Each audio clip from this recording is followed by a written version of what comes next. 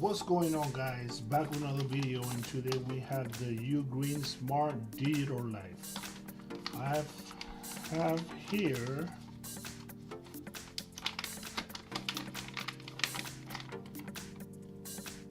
the HDMI to Micro HDMI connectors. So this is the HDMI out. Right here you can connect the HDMI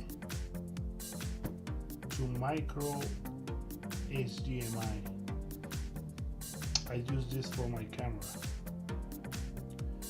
because right here I can use a HDMI converter so I can listen to the audio. And this part right here, the Micro HDMI, I connected to the camera because my camera does not have audio jack. I cannot listen to the audio while I'm recording. Okay, there you have it, guys. Don't forget to subscribe or comment this video.